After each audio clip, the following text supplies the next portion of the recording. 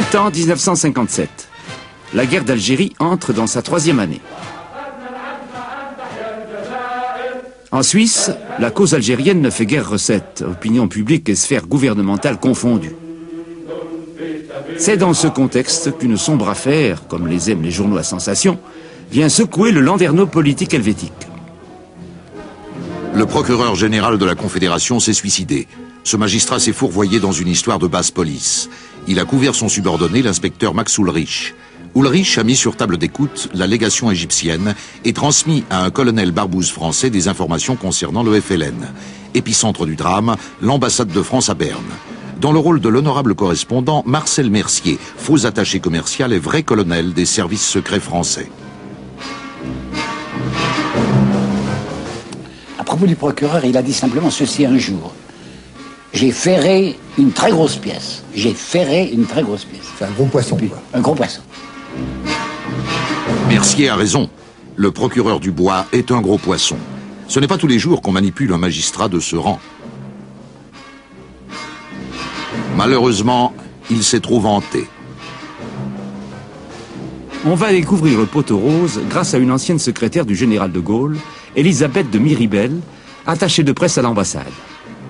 Elle est écœurée des magouilles de Mercier et va tout raconter à un certain Serge Michel, journaliste français qui a fait sienne la cause algérienne. Elle me dit qu'elle était persuadée que Mercier était renseigné par des personnalités de rang élevé de la police suisse et de la justice. Vous ne pouvez pas me dire très exactement qui.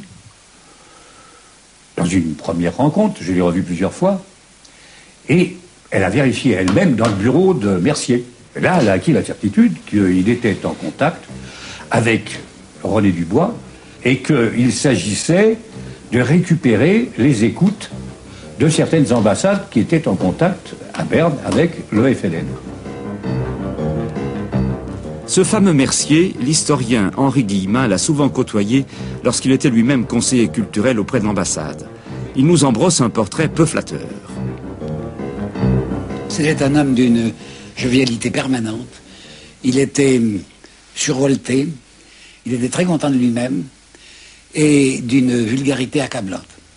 C'était un homme qui se vantait beaucoup de ses succès féminins et je sais qu'il avait un harem de serveuses, mais je l'ai vu aussi opérer devant des dames qui n'étaient pas des serveuses avec une manière qu'on peut appeler à la hussarde, qui ne réussissait pas toujours, mais dont il était quand même très content. Il nous parlait de son travail en nous disant, vous savez bien ce que je fais ici, il obtenait des renseignements sur le GPRA. Toujours est-il que la plupart de ces renseignements venaient, disait-il, des Égyptiens. Décidément, ces gens-là ne sont pas du même monde. On l'aura compris, M. Mercier n'avait aucune chance de séduire Mademoiselle de Miribel. Bref, c'était une personne que Elisabeth de Miribel voyait d'un salon. Et elle me donne donc ces informations. Je réfléchis longuement. Le seul moyen de stopper les manœuvres de Mercier et Dubois, c'est de les faire connaître au public. Serge Michel demande conseil à son ami Favreau, qui lui suggère de confier ces informations à Georges-Henri Martin, rédacteur en chef de la Tribune de Genève. Quelqu'un m'a téléphoné de Berne en me disant, si vous vous trouvez à telle heure au buffet de la garde première classe de Lausanne, à tel endroit, vous rencontrerez un monsieur qui est comme ci et comme ça, qui vous dira des choses intéressantes. La chose intéressante, c'était la confirmation, parce que c'était quand même très grave d'accuser les hauts fonctionnaires de la police fédérale d'écouter l'ambassade d'Égypte ou la légation d'Égypte et puis de porter les enregistrements aux Français. C'est pas une accusation qu'on pouvait porter à la légère. Et il y avait déjà des jours et des jours et des jours qu'on essayait de trouver des confirmations. Finalement, devant l'importance de l'information, il n'a pas hésité. Il a tout de suite dit, il faut qu'on fasse quelque chose. Et je lui ai dit, mais enfin, pourquoi vous me faites confiance comme ça immédiatement? Il me dit, parce que ça recoupe des informations que j'ai eues. C'est-à-dire qu'en fait, moi je suis arrivé avec le gros paquet, mais le terrain était déjà tiède. C'est ainsi que la Tribune de Genève publie le 20 mars 1957 un scoop fracassant, qui ne met en cause pour l'heure que l'inspecteur Ulrich.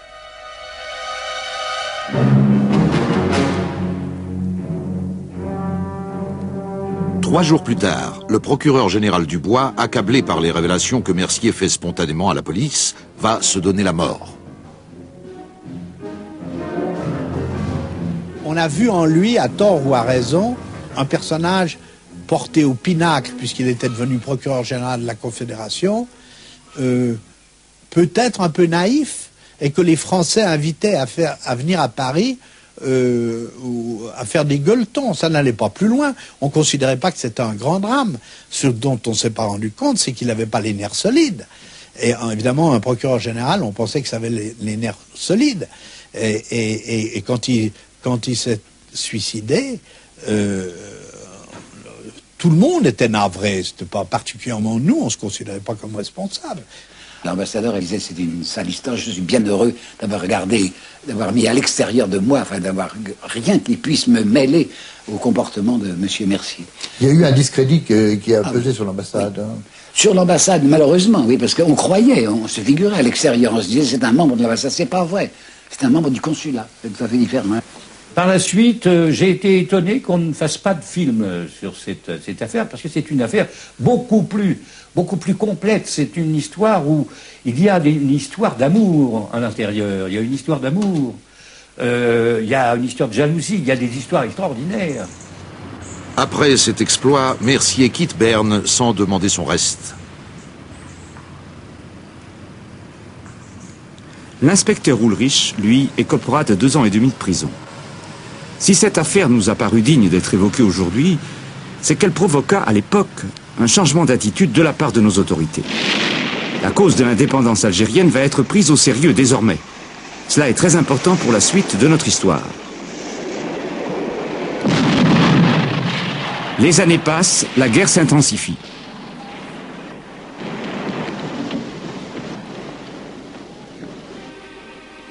Une première rencontre entre les émissaires du gouvernement provisoire algérien, le GPRA, et les représentants français a lieu à Melun, près de Paris, le 25 juin 1960. De part et d'autre, on aspire à la paix.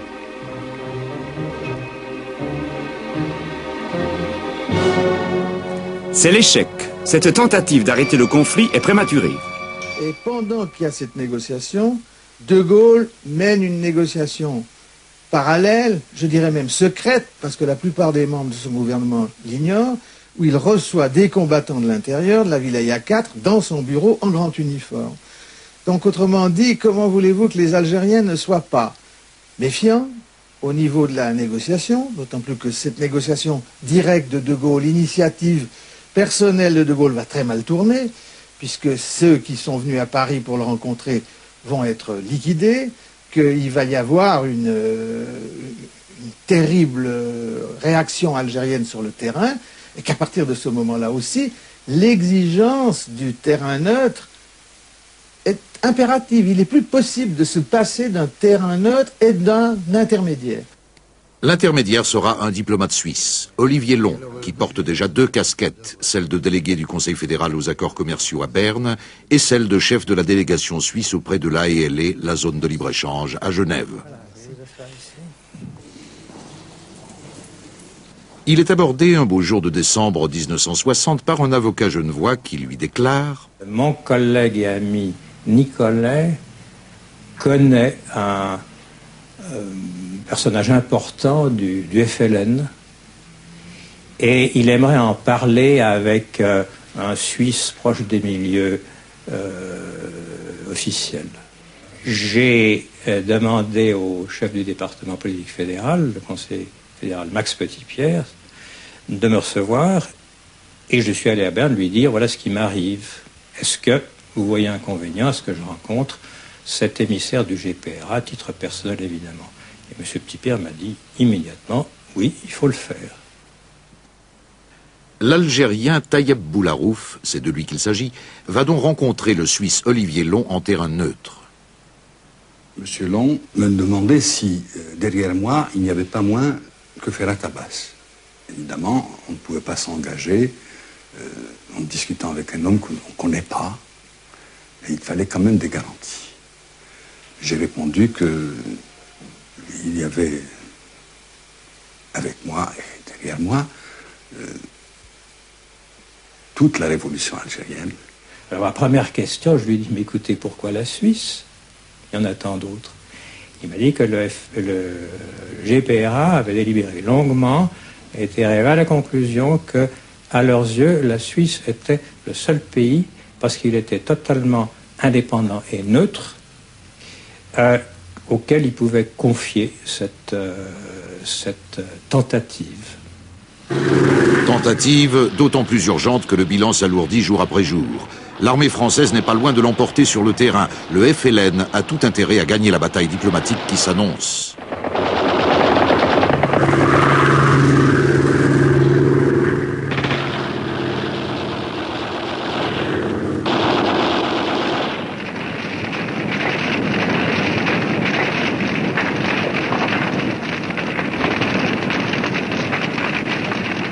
Olivier Long prend son bâton de pèlerin.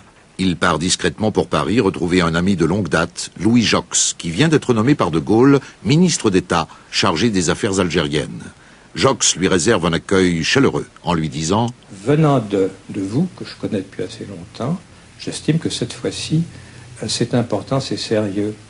Et je vais en parler au général de Gaulle. » Il m'a demandé de rester quelques heures à Paris. Et il est revenu en me disant « Allez-y, le général de Gaulle a dit que M. Long continue. » Les Algériens se battent aussi sur le front des organisations internationales. Ils ont ouvert un bureau à New York, bureau dirigé par Mohamed Yazid et Abdelkader Chanderli. Le travail efficace de ce lobby irrite au plus haut point les Français. La délégation française a tout fait pour que nous ne soyons pas admis à l'intérieur de l'enceinte des Nations Unies. Mais cette démarche n'a pas abouti, puisqu'aussi bien nous avions tout de même le soutien d'une quarantaine de délégations avec lesquelles nous nous réunissions périodiquement. Et à ce titre, il était extrêmement difficile pour la délégation française d'obtenir que nous soyons expulsés. Il y a même un cas où nous avons provoqué une réunion du fameux groupe afro-asiatique à l'extérieur de l'enceinte des Nations Unies. Toutes les délégations sont allées protester auprès de M. Hammarskjöld à l'époque pour lui dire, écoutez, c'est pas possible, vous nous obligez de nous réunir en dehors de notre maison, c'est pas normal. Nous voulons rencontrer ce monsieur, nous pouvons le rencontrer chez nous. Et donc, il faut l'admettre, il faut lui permettre de fonctionner à l'intérieur de l'enceinte des bâtiments. De conférence en cocktail, Abdelkader Chanderli et ses amis font progresser la cause de l'indépendance sur la scène internationale. Au-delà des fastes onusiens, il y a un contact permanent avec les frères du Caire, de Tunis, et bientôt avec ceux qui deviendront les négociateurs en Suisse. Le but, c'était tout de même de donner une dimension internationale à un conflit local que la France ne reconnaissait même pas comme une guerre. Comment vous vous y prenez, disons? Eh bien, c'était rencontrer les gens, leur expliquer, c'était écrire des articles, c'était paraître à la télévision, faire des émissions à la radio, faire des conférences dans les universités, j'en ai fait beaucoup. Tout cela me permettait de créer autour de cette cause algérienne un climat à la fois d'intérêt, de compréhension, puisque je m'évertue à expliquer ce que représentait ce mouvement, dans le but affirmé, affiché, était de rechercher une paix négociée à un conflit colonial traditionnel. Peu avant la première rencontre secrète entre Français et Algériens en Suisse, celle-là même préparée par Olivier Long, le Premier ministre Michel Debré envoie un de ses proches à Genève prendre contact avec l'Algérien Sahab Dalab. La rencontre a lieu à l'Hôtel d'Angleterre sous les auspices du journaliste Charles-Henri Favreau. Les Algériens n'étaient pas d'accord sur la manière de faire. Certains étaient très désireux qu'il y ait une discussion menée avec le Premier ministre, dans la mesure où c'était le plus irréductible, le plus réfractaire à la négociation. D'autres estimaient qu'il fallait ne se servir que de la voie officielle suisse, dans la mesure où la voie officielle suisse valait la consécration internationale définitive à l'Algérie.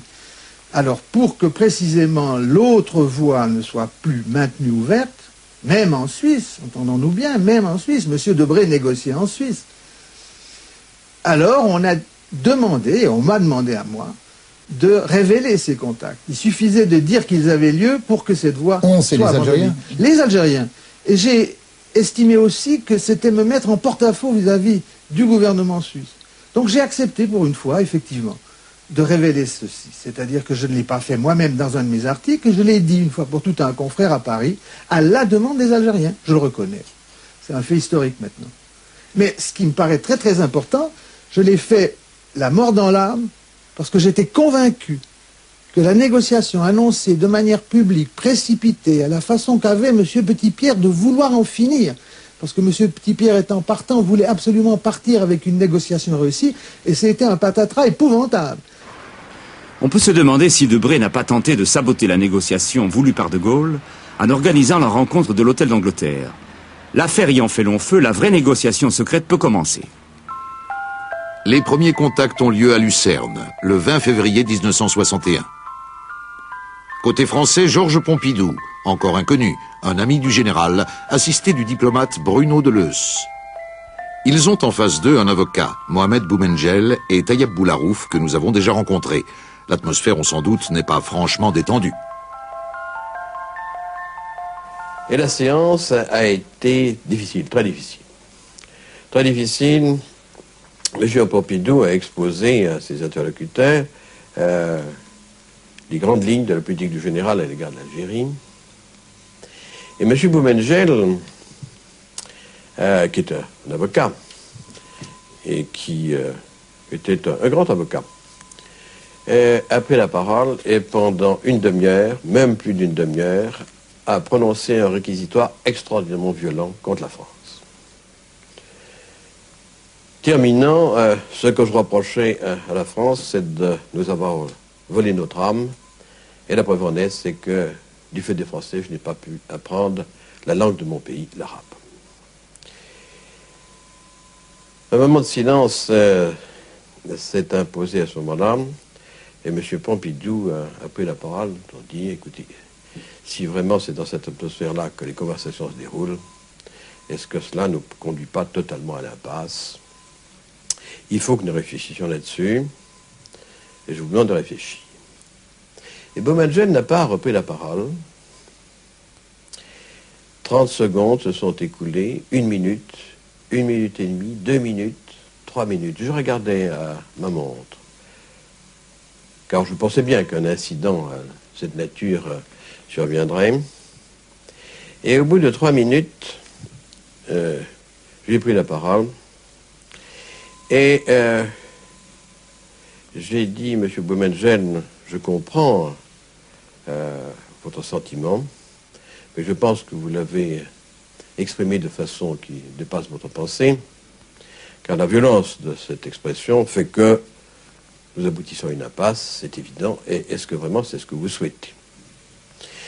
Et je continue en disant, je ne comprends pas tout à fait votre agressivité à l'égard de la France, de notre pays, car vous-même, votre famille, vous êtes depuis plus longtemps français que moi, car vous l'êtes depuis 1830, et moi, qui suis né à 200 km au sud, ma famille et moi-même, nous sommes français que depuis 1860. Je suis savoyard. Monsieur Pompidou me regarde, il éclate de rire, et Monsieur Boumengel, entraîné par le rire de Monsieur Pompidou, éclate de rire. Le gel était brisé et nous avons pu reprendre la conversation et rentrer dans le vif du sujet. C'était le mois de Ramadan, la première rencontre de Lucerne. C'était le mois de Ramadan. M. Pompidou, qui est connu pour ne pas quitter la cigarette, c'était remarquable. Ce jour-là, il n'avait pas fumé par considération pour l'adversaire qui gênait. Vous avez fini par vous serrer la main? Non. J'ai personnellement fini par lui dire, vous savez, vous pouvez, l'islam est très tolérant, vous pouvez fumer, ça n'est pas vous qui êtes concerné. Et alors là, M. Pompidou a tiré sa première cigarette, etc. Ça s'est dégelé un peu, mais enfin, les positions fondamentales étaient toujours les mêmes. Il n'y avait pas de... M. Pompidou était pressé. Je me rappelle également qu'il aimait à répéter qu'il n'était que le porte-parole du général de Gaulle, ce qui m'avait frappé. Boumengel m'a dit d'abord, au moins, c'est pas comme un melun. Et Georges Pompidou, il a de la carrure. Et Pompidou et Bruno Deleuze ont trouvé que Boularouf était un homme sérieux, intelligent et très bien documenté. Alors, Mandat a recommencé l'opération Pour brouiller les pistes, nous sommes dit, il ne faut pas, bien que ce soit très commode, il ne faut pas recommencer à Lucerne, nous sommes allés à Neuchâtel. On s'est quitté à Lucerne dans l'euphorie. 15 jours plus tard, on frisera la rupture lors du nouveau rendez-vous.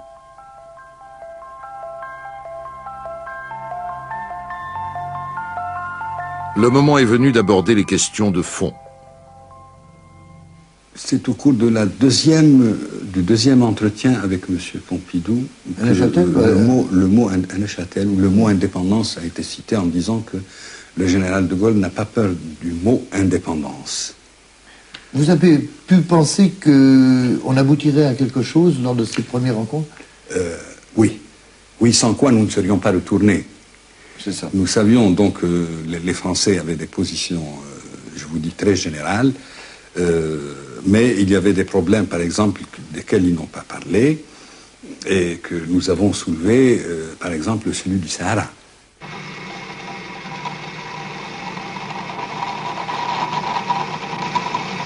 Le Sahara n'est plus seulement un désert. Le pétrole a jailli en février 1956.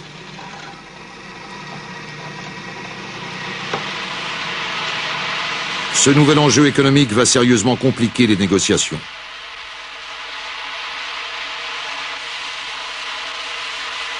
L'Algérie était française depuis 1830, que 800 000 Français vivaient en Algérie, que ce pays avait été fait par les Français, et que pour la France, pour les Français, et par conséquent pour les représentants français à cette rencontre, c'était un déchirement tous les instants, d'autant plus que chaque matin et chaque soir, la radio nous apportait la nouvelle des drames qui se déroulaient en Algérie, des assassinats, des combats, des luttes absolument fratricides.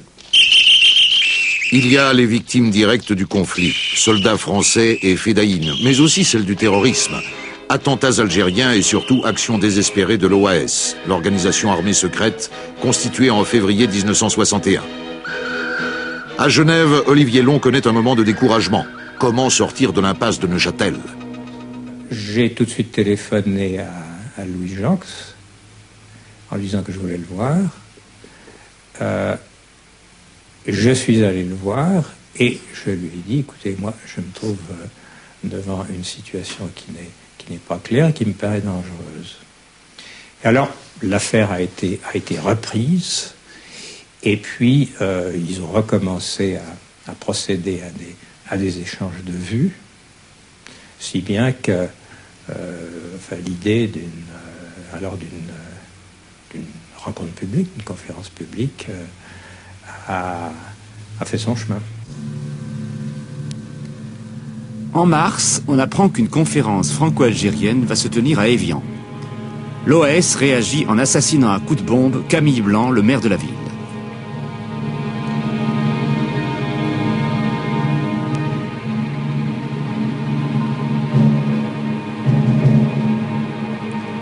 Trois semaines plus tard, le 21 avril, on est au bord de la guerre civile. Le putsch des généraux à Alger menace la légalité républicaine.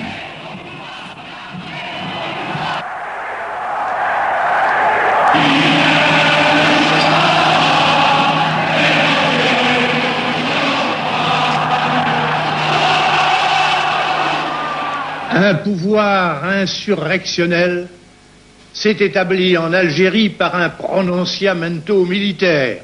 Ce groupe et ce Carteron possèdent un savoir-faire limité et expéditif, mais ils ne voient et ne connaissent la nation et le monde que déformés au travers de leur frénésie. Leur entreprise ne peut conduire qu'à un désastre national. De Gaulle reste finalement maître du jeu. Les ultras de l'Algérie française, OAS en tête, ont perdu la partie. Il leur reste la politique de la terre brûlée. Ces excès pèseront lourd au lendemain du cessez-le-feu.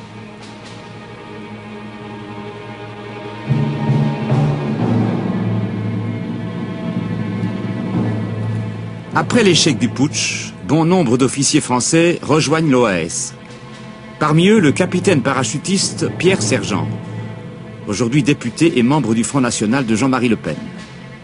Et cette nuit-là, nous avons quitté nos vêtements militaires et sommes entrés dans la clandestinité à Alger. Voilà où a commencé très exactement mon combat clandestin au sein d'une organisation clandestine qui est née alors dans les semaines qui ont suivi, sur le papier d'abord par le colonel Godard, qui a fait un bel organigramme, et ensuite qui a pris le nom d'organisation armée secrète, dont d'ailleurs le sigle avait été trouvé à Madrid par Pierre Lagaillarde, l'ancien patron des étudiants d'Alger.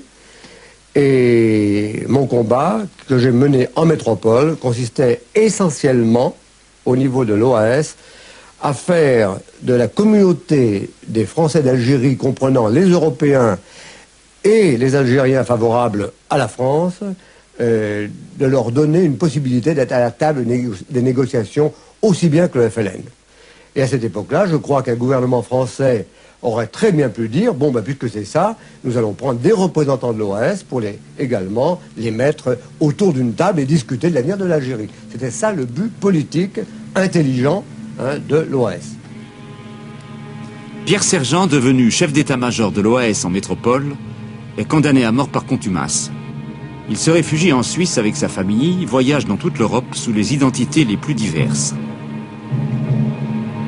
Il a fallu bien persuader à ce moment-là les Algériens que le général de Gaulle n'avait pas changé d'opinion et de ligne politique. J'ai rencontré à nouveau M. Boumengel, M. Boularouf dans une maison à proximité de Genève. Et je leur ai montré, sans leur donner d'ailleurs, une date du général de Gaulle qu'ils ont reconnue comme écrite de la main du général et qui leur donnait des assurances sur la volonté du général de poursuivre la politique qui avait été définie à Lucerne et à Neuchâtel. La conférence d'Évian, enfin fixée, on se réunira le 20 mai 1961. Olivier Long et ses collaborateurs ont organisé l'accueil, la sécurité et le transport des délégués du GPRA. L'émir de Qatar lui a mis à disposition sa propriété de Bois d'Avaux près de Genève. Il fallait garder la délégation qui était dans cette maison.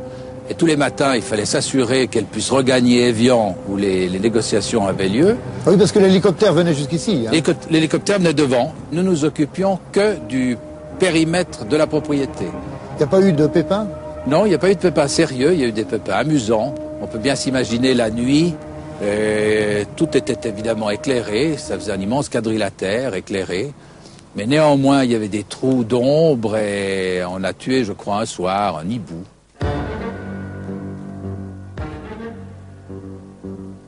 Les voilà enfin.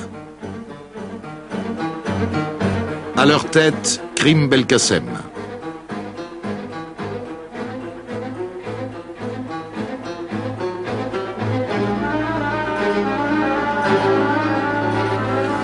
Au moment où la délégation du gouvernement provisoire de la République algérienne arrive sur le sol de la Confédération helvétique, elles s'empressent d'adresser au peuple et au gouvernement suisse l'expression de ses remerciements chaleureux. Une photo souvenir pour fixer cet instant historique, et c'est le départ pour Évian.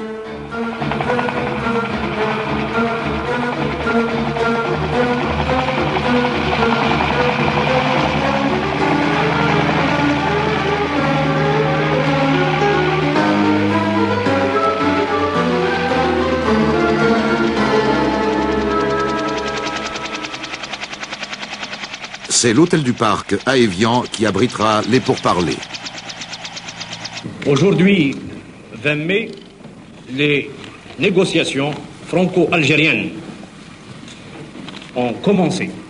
Le premier jour de cette négociation, c'était un jour assez tendu et en même temps très important parce que la négociation, pour la première fois, s'ouvrait d'une façon officielle entre un gouvernement qui se considérait toujours en lutte pour son indépendance et un gouvernement français qui, pendant des années et des années, avait refusé tout contact avec le FLN et évidemment tout contact, a fortiori, avec un gouvernement provisoire. Ce qui fait que pour nous, cette conférence était une consécration internationale.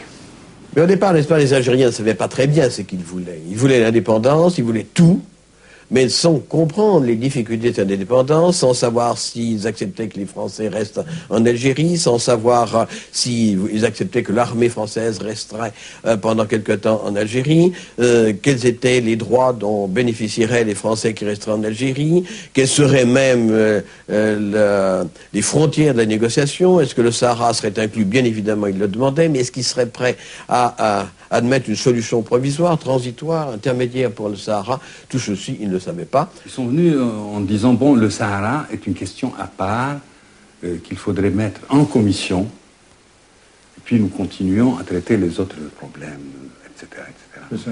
Pour nous, le Sahara n'est pas, d'abord, il n'est pas à part. Le Sahara, c'est l'Algérie. Décidément, le fruit n'est pas mûr à l'hôtel du Parc. Louis Jox, chef de la délégation française, demande l'ajournement de la conférence après 3 semaines de pourparlers. Mais le contact n'est pas rompu. On décide de se retrouver à Lugrin, tout près d'Évian, hélas, sans plus de succès. Et c'est là que, n'ayant pas non plus avancé, c'est à l'initiative de la délégation algérienne que les pourparlers ont été suspendus. Et là, sur le plan international, nous voulions expliquer que si ça n'a pas marché, c'est parce qu'il y a le problème de l'intégrité territoriale. On voulait, si vous voulez, suspendre sur un problème précis, pour le faire connaître. Et il y a eu par la suite des manifestations en Algérie. On a demandé l'indépendance de l'intégrité territoriale. En ergote à Évian et à Lugrin, on meurt dans les djebels. Le cessez-le-feu tant attendu se dérobe.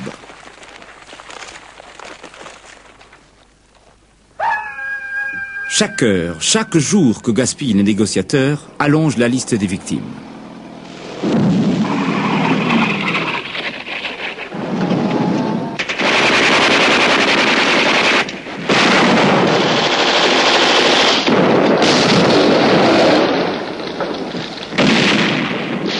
Aucune puissance coloniale n'avait jusqu'alors mis en place de tels effectifs pour maintenir sa présence dans un territoire d'outre-mer.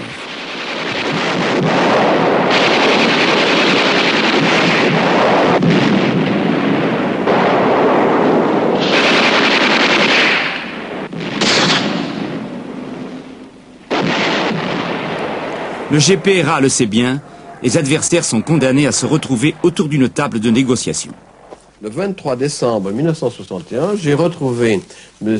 Reda Malek à Genève et nous avons échangé des textes. Mais c'était pour nous, je dirais, un extraordinaire pas en avant, car nous savions ce que voulaient les Algériens. Bien évidemment, leurs textes étaient très courts. Celui que j'ai remis, moi, était très long, relativement long, il avait 5 ou 6 pages, me semble-t-il. Le leur avait 2 ou 3 pages. Il ne rentrait pas dans le détail des négociations, alors que nous rentrions dans le détail des négociations. N'empêche que nous avions la possibilité de savoir exactement ce qu'ils voulaient. Cette politique des petits pas, reprise dès l'automne 1961 près de Bâle, s'avère payante. C'est aux Rousses, sur territoire français, que l'on procédera aux ultimes marchandages. Les ministres ont fait le voyage. Nos amis français ont failli devenir fous parce qu'ils ont été enfermés là-dedans 10 jours et 10 nuits sans pouvoir sortir, entassés les uns sur les autres. Et nous, notre système nerveux a été mis aussi à rude épreuve pour une raison tout à fait contraire. Nous devions circuler sur de longues distances, 60 km aller, 60 km retour, et que dès le second jour, il y a une fantastique chute de neige sur le Jura, et que alors on avait toutes les peines du monde à circuler. J'avais fait mettre des skis, des porte-skis et des skis sur les voitures des Algériens, et j'avais demandé que les stocks de l'armée les fournissent en passe-montagne de façon à les cacher, parce qu'ils devaient traverser entre autres choses Saint-Sergue, n'est-ce pas, le dimanche, avec les encombrements. où les gens pouvaient regarder dans les voitures. Avec ça, ça a passé admirablement. Pendant 8 jours, nous avons travaillé d'arrache-pied pour, petit à petit, dans tous les domaines, que ce soit le domaine de la politique générale, que ce soit le domaine du Sahara, que ce soit la nationalité, que ce soit l'existence de l'armée française, l'existence des Français en Algérie après l'indépendance. Nous avons travaillé et finalement, nous avons abouti. On a discuté, je me rappelle, l'affaire de M. Kibir jusqu'à 4 heures du matin pour en finir. Et là, on est descendu. Au début, on parlait d'une enclave de souveraineté française. Ensuite, on a parlé d'un bail de 99 ans. Ensuite, on a parlé de 50 ans. On a parlé de 20 ans. Finalement, nous sommes arrivés à 15 ans. À 15 ans. C'était vraiment au finish. On est arrivé à 15 ans, on a donné l'accord. Jacques, c'est d'accord, mais c'était déjà 4 heures du matin. C'était l'une des ultimes discussions aux Russes. Mais quand cela fut fini, tout le monde a poussé un soupir de soulagement, croyez-moi, à tout point de vue. Il n'y a pas eu d'incident majeur pendant cette... Non, il y a eu des moments de tension tout à fait forte, et il y a des moments où il a fallu suspendre la séance pour éviter que les échanges de mots un peu vifs, trop vifs, ne compromettent la suite des négociations. Alors vous êtes rentré à Paris pour soumettre votre texte au général? Oui. Et le général, Monsieur Jacques l'a soumis au général, et le général a exposé le résultat des négociations au Conseil des ministres, et qui a approuvé. Et c'est comme ça qu'on a pu franchir les dernières difficultés qui devaient aller directement à la phase finale qui était déviante. Cette fois, on touche au but. La délégation algérienne prend ses quartiers au signal de bougie avec tout le dispositif déjà testé à Bois-d'Avau. Le Conseil fédéral a chargé le diplomate Raymond Probst d'assister Olivier Long pour toutes les questions d'intendance. On a donc placé là un bataillon d'infanterie qui gardait toutes les entrées. On a eu aussi mis de la DCA pour être sûr, pour le cas où on aurait une attaque par l'air. On a également eu des renforts sérieux de la gendarmerie vaudoise, de la sûreté vaudoise, et surtout on a aussi gardé tous les accès de la région du lac Léman pour être sûr qu'il n'y ait pas de risque. Tout a bien marché, on n'a pas eu d'accroc. Sauf pour un malheureux gendarme vaudois tué accidentellement par un soldat de garde. Le 7 mars 1962 s'ouvre la deuxième conférence d'Évian. On négocie encore âprement pendant une dizaine de jours. Parmi les rares survivants de la délégation algérienne, on reconnaît notre interlocuteur, Tayeb Boularouf. Le rôle d'Olivier Long et son équipe s'arrête ici, au seuil de cette salle. 18 mois ont passé depuis la première rencontre secrète dans une villa genevoise. L'heure n'est pas à la joie chez les Français. Bruno Deleuze, ici derrière Louis Jox, chef de la délégation, se souvient. Nous nous sommes félicités les uns et les autres du résultat ainsi obtenu. Non pas que, je dois dire, ce fut de gaieté de cœur que la délégation française a signé, je dirais, l'acte de cession et de reconnaissance de l'indépendance de l'Algérie, mais il n'empêche qu'il fallait mettre un terme à ce drame. Et du côté algérien, ils savaient parfaitement que c'était le début d'autres difficultés.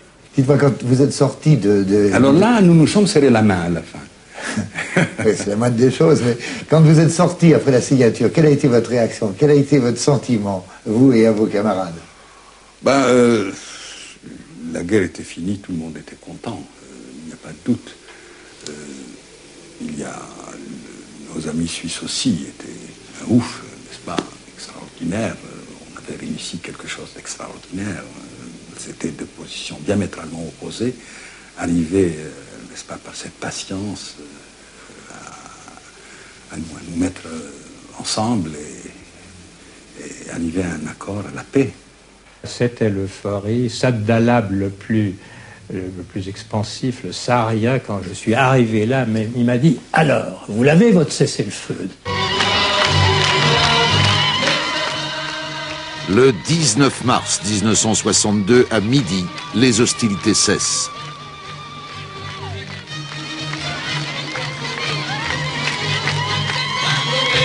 La jubilation du peuple algérien masque à peine le désespoir des pieds noirs, à qui il ne reste, selon l'expression de l'époque, que la valise ou le cercueil.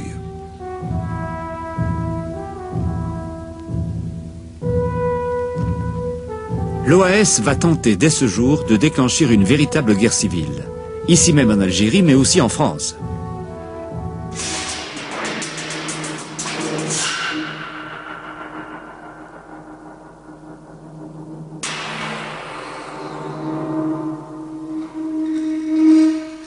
J'ai utilisé la Suisse, en ce sens que je suis venu prendre des contacts politiques, voire délicats, au cœur, n'est-ce pas, de la Suisse. Et j'ai rencontré, bien sûr, Jacques Soustel, Georges Bidault, le colonel Argout, enfin beaucoup de gens à l'intérieur du territoire suisse et dans des conditions tout à fait occultes. On a tellement diabolisé l'OAS qu'on s'étonne de trouver dans cette organisation des gens d'apparence convenable, des gens à peu près élevés, ont une certaine culture. On croit toujours que ce sont des bandits de grand chemin, pas du tout.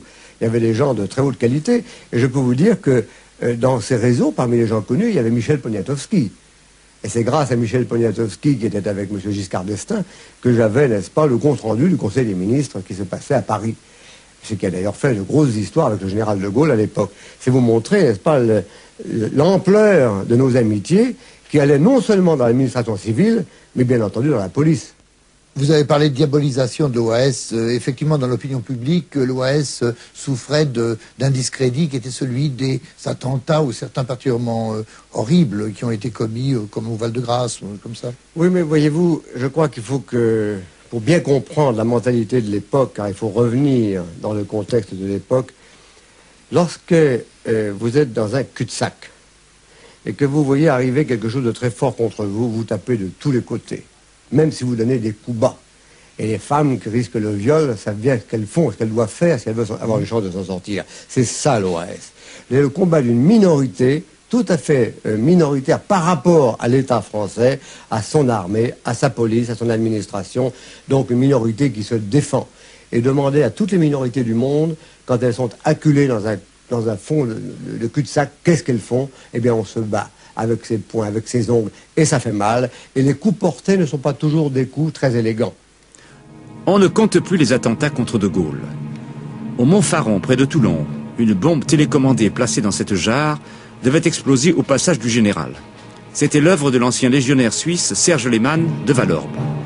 Malgré ses hautes qualifications techniques, Lehmann et ses complices de l'OAS ne parvinrent pas à faire fonctionner leur machine infernale.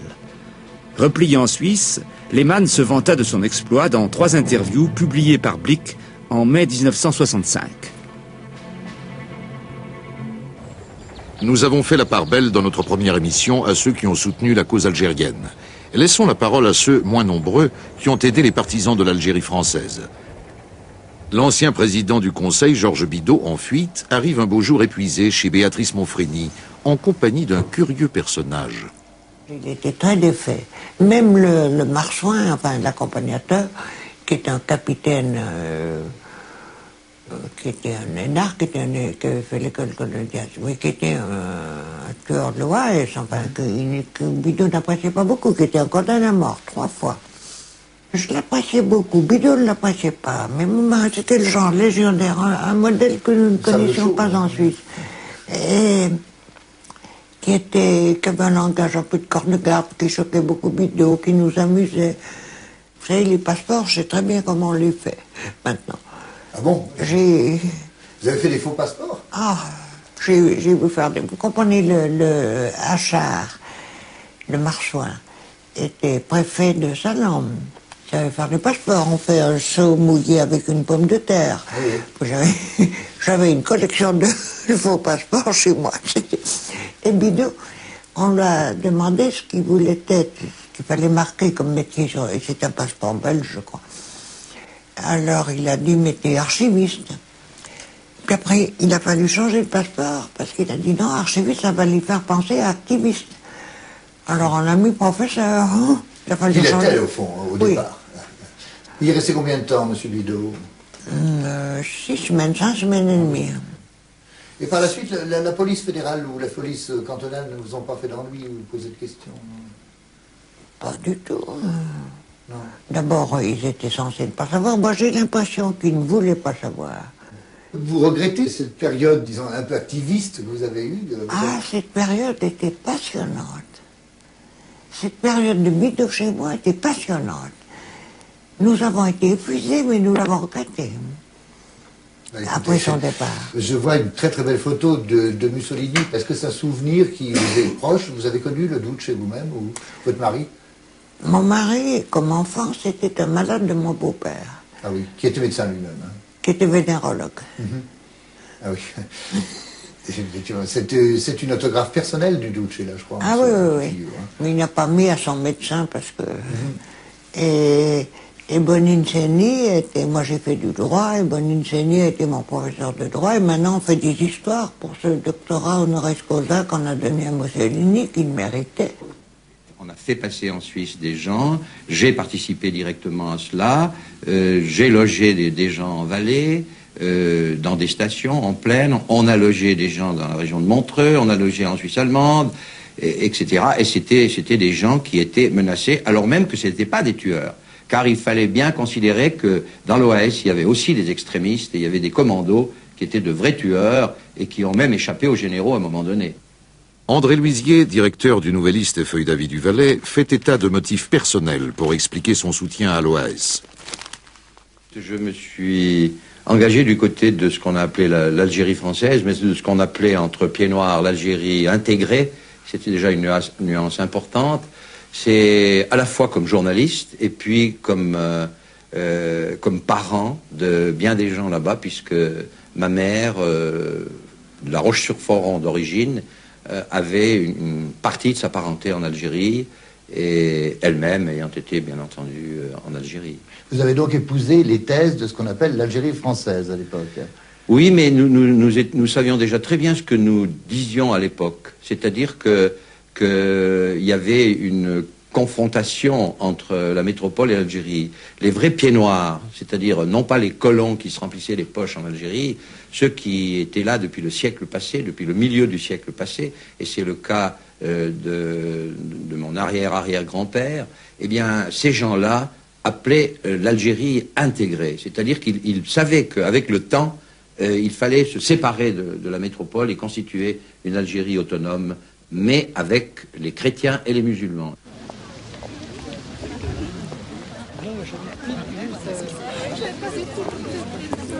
Et les Suisses d'Algérie. Sait-on seulement qu'ils étaient 3000 environ à l'indépendance. Eux aussi ont dû faire leur valise.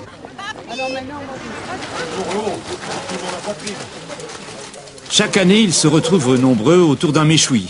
Une occasion d'évoquer leur foyer en Algérie, une occasion aussi de rappeler l'injustice qui leur est faite. Ils ont tout perdu et la Confédération ne les a jamais indemnisés. Merci à vous. Bravo, chérie.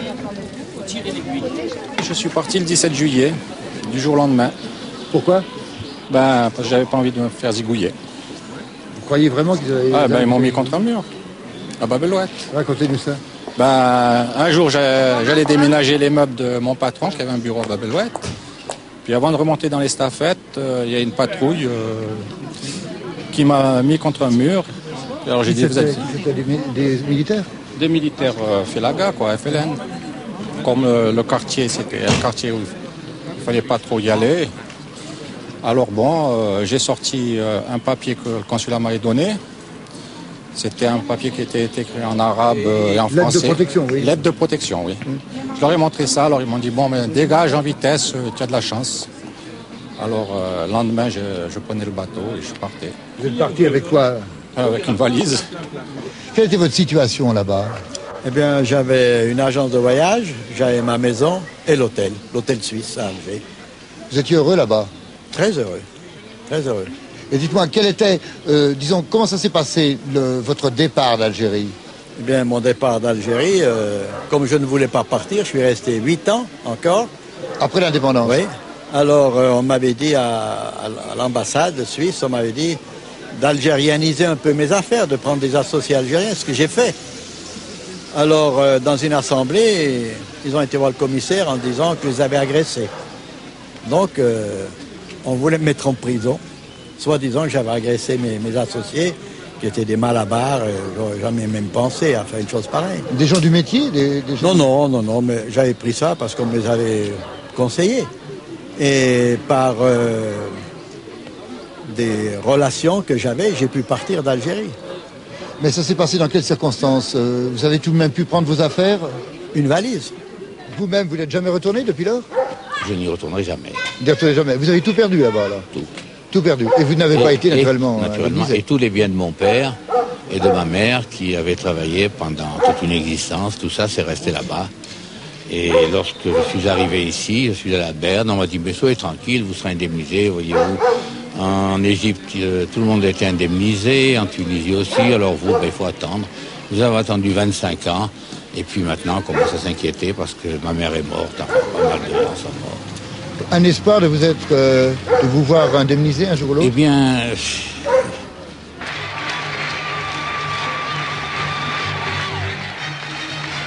Une nation est née dans la joie et les larmes. En Suisse, des hommes et des femmes ont aidé à cet accouchement difficile. Que leur dévouement ne soit pas oublié.